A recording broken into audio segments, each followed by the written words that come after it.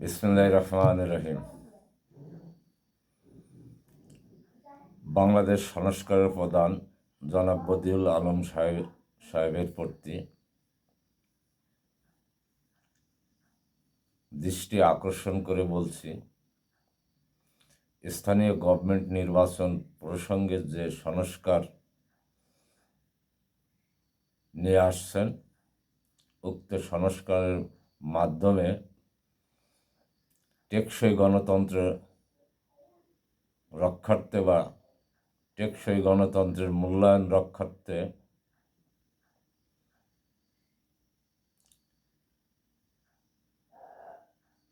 অতি বহুল জনগোষ্ঠীর মধ্যে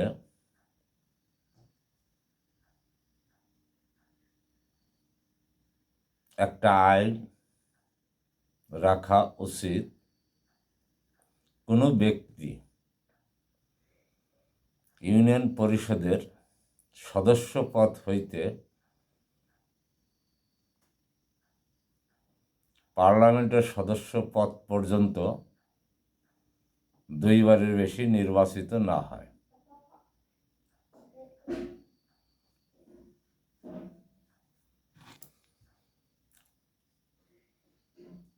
এটা বিশ্বের যে সমস্ত দেশে টেকসই গণতন্ত্র প্রতিষ্ঠিত আছে, পার্লামেন্টারি গণতন্ত্র যে সমস্ত দেশে আছে, আমার ধারণা মোতাবেক মনে হয় এমনই আইনটি আছে। আর যদিও দুইবারের বেশি কোনো লোক নির্বাচন করতে না পারে, এই আইন যদি বলবৎ না থাকে, তাহলে ওই দেশে টেকসই গণতন্ত্র আছে, যেই গণতন্ত্রের মাধ্যমে কোনো মারামারি, কাটাকাটি, দাঙ্গা হাঙ্গা নেই। কিন্তু বাংলাদেশের গণতন্ত্রে যে দল যখন ক্ষমতায় আসে, ক্ষমতায় আসার আগে তারা প্রত্যেকেই বলে আমরা গণতন্ত্র পুনরুদ্ধার করিব, জনগণের ভোটের অধিকার প্রতিষ্ঠিত করব। এই গণতন্ত্রের কথা শুধু মুখে মুখে বলা হয়, বাস্তবে তাহা কোনোদিনই পূরণ হয় নাই। ইতিপূর্বে বিশ্বের ক্ষমতাধর রাষ্ট্র যুক্তরাষ্ট্র নির্বাচন হয়েছে। আমার মনে হয় 18 কোটি বাঙালির মধ্যে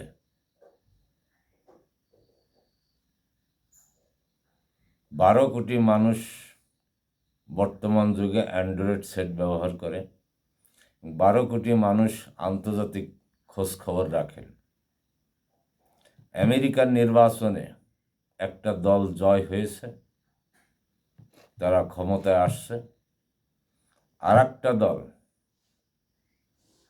জয় হতে পারেনি, তারা ক্ষমতা স্বেচ্ছায় ছেড়ে চলে গেছে। সেইখানে কোনো দুর্নীতির মামলা হয় নাই, সেইখানে কোনো ক্ষমতা অপব্যবহারের মামলা হয় নাই, সেইখানে কোনো নেতা নেত্রীর বাড়ি ভাঙচুর হয় নাই, সেইখানে কোনো বিরোধী দলের নেত্রী দমনপীড়ন করা হয় নাই। কিন্তু বাংলাদেশের ক্ষেত্রে ভিন্ন পথ, ভিন্ন মত। কারণ বাংলাদেশের গণতন্ত্র টেকসই না।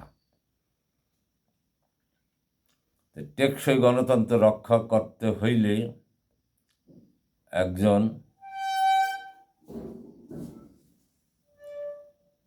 কেয়ারটেকার গভর্নমেন্টের হাতেই হওয়া সম্ভব। কেয়ারটেকার গভর্নমেন্ট কোনো দলের থাকে না। সে যদি ইচ্ছা করে সোনার বাংলাদেশ পরিচালনা করার জন্য সোনার কারিগর তৈরি করে যাবেন, সে কোনো দলের পক্ষের সরকার না। যেহেতু আমাদের দেশে দীর্ঘদিন যাবৎ কেয়ারটেকার গভর্নমেন্ট ছিল না।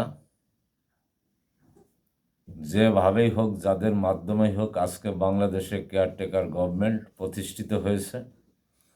আমিও মাননীয় বাংলাদেশের অন্তর্বর্তীকালীন সরকারের প্রধান উপদেষ্টার কাছে বিনীত অনুরোধ করব, জাতীয় গণতন্ত্র রক্ষার ক্ষেত্রে, টেকসই গণতন্ত্র রক্ষার ক্ষেত্রে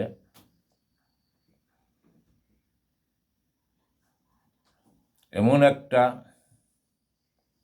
গণতন্ত্রের রূপরেখা তৈরি করবেন, যাহাতে আমরা ছোটবেলা দেখে আসছি সনাতন ধর্মে তাদের একটা ধর্মীয় অনুষ্ঠান হয়, বাংলাদেশে এখনো আছে চলমান।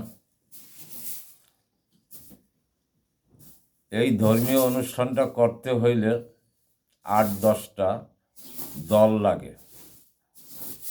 2 ঘন্টা, 4 ঘন্টা, 6 ঘন্টা অন্তর অন্তর একটা দল ধর্মসভা করে, এবং ওই দলটা যখন স্টেজ থেকে প্রস্থান হয়, সাধারণ জনগণ টের পায় না। আবার নতুন দলটা যখন আগমন করে, তাতেও সাধারণ জনগণ বুঝতে পারে না যে একটি দল স্টেজে আসতেছে আর একটা দল স্টেজ হইতে প্রস্থান করতেছে। গণতন্ত্রের মূল ধারাই এটা। একটা দল দীর্ঘ 5 বছর ক্ষমতা চালানোর পরে যদি জনগণকে উন্নয়ন করে থাকেন, জনগণকে মূল্যায়ন করে থাকে, তাহলে অবশ্যই পুনরায় ওই দলটি নির্বাচিত হবে। আর যদি জনগণকে যে কথা দিয়ে আসছিলেন সেই কথার প্রতিশ্রুতি যদি রক্ষা না করেন, তাহলে অবশ্যই ওই দলটি পুনরায় নির্বাচন করলে নির্বাচিত হতে পারবেন না। সেই ক্ষেত্রে বাংলাদেশে তার বিপরীত।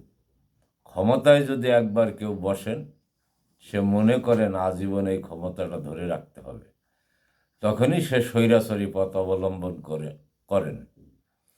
কিন্তু মুখে বইলে আসেন গণতন্ত্রের কথা, ক্ষমতায় আসলেই করেন স্বৈরাচারের প্রচারণা। সেখান থেকে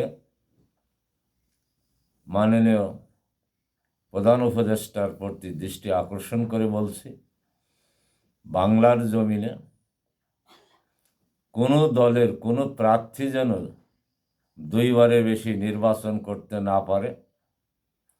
ইতিপূর্বে যারা দেশ পরিচালনার ক্ষেত্রে দোষী এবং দাগী হয়েছেন, কেউ অর্থ কেলেঙ্কারিতে,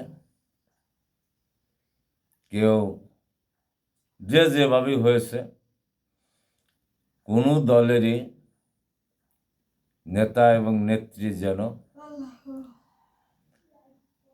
দুর্নীতিবাজ নেতা এবং নেত্রীকে যেন নির্বাচনের কোনো সুযোগ দেওয়া হয় না, সেই বিষয়েও যেন সংস্কার আনা হয়।